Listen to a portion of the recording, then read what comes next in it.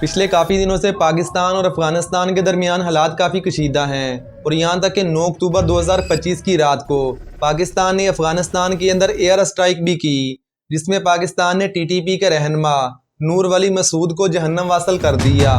Pakistani fighter jets reportedly targeted Tehreek-e-Taliban Pakistan safe houses in the city. An airstrike hit a safe house aiming at TTP chief Noor Wali Mahsood. इस air strike के बाद पाकिस्तान और अफगानिस्तान की सरहदों पर काफ़ी firing भी हुई, जिसमें दोनों साइडों का काफ़ी जानी नुकसान हुआ। लेकिन अभी इनका एग्जैक्ट फिगर क्या है, ये दोनों साइडें ही छुपा रही हैं। लेकिन इस सब के बाद सोशल मीडिया पर एक नई बहस शुरू हो गई है कि क्या पाकिस्तान को अफगानिस्तान पर हमला करना भी चाहिए था या नहीं। अभी इसमें एक साइड का मौक़िफ़ है कि अफगानिस्तान पाकिस्तान के अंदर दहशतगर्दी फैलाता है, वो पाकिस्तान के निहत्थे और मासूम लोगों को और पाकिस्तान की सिक्योरिटी फोर्सेस को निशाना बनाता है। इसीलिए पाकिस्तान को अफगानिस्तान के साथ एक जंग करना होगी ताकि पाकिस्तान अफगानिस्तान के तालिबान को उनकी ज़बान के अंदर समझा सके।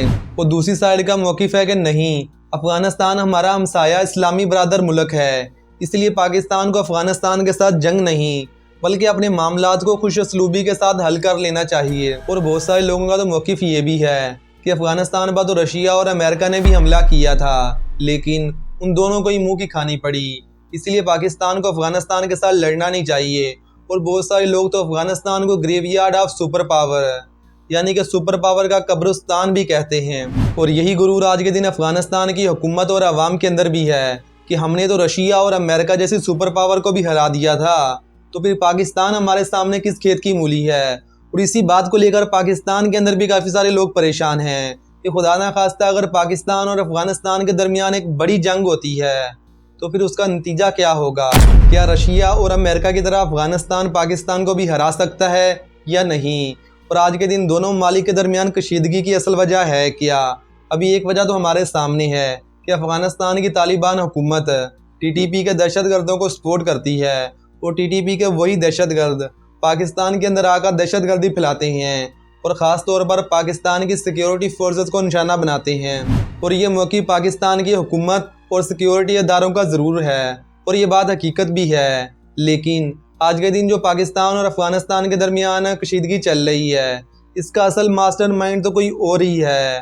तो आइए फिर इन तमाम सवालों के जवाब जानने की कोशिश करते हैं आज की इस वीडियो में।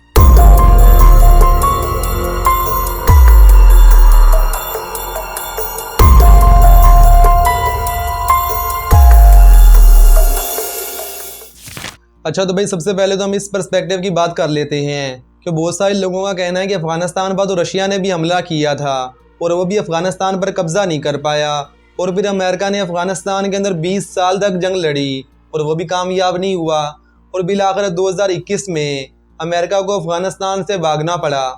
जब इतनी बड़ी सुपर पावर अफगानिस्तान को कंट्रोल नहीं कर पाई तो फिर पाकिस्तान क्या उखाड़ लेगा।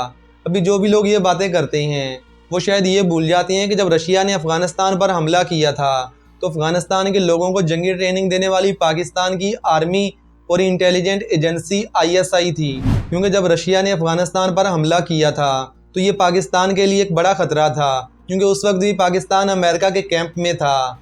इसीलिए पाकिस्तान ने अफगानिस्तान के लोगों को जंगी ट्रेनिंग दी ताकि वो रशिया की फोर्सेस का मुकाबला कर पाएँ। और इस पूरी जंग के अंदर सारे का सारा पैसा खर्च किया था अमेरिका ने।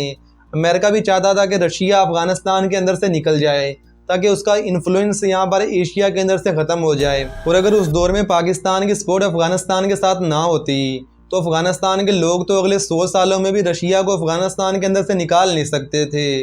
और ये एहसास आज भी अफगानिस्तान के अंदर कुछ लोगों को है।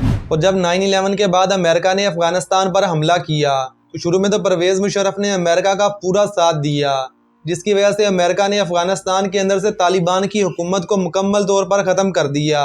लेकिन जब पाकिस्तान को अपनी इस गलती का एहसास हुआ तो पाकिस्तान ने अपनी इस गलती को सुधारा और पाकिस्तान ने अफगानिस्तान का पूरा साथ दिया। पाकिस्तान ने तकरीबन 60 लाख से ज़ायद अफगान महाजरीन को गले लगाया, उनको रहने के लिए जगह दी।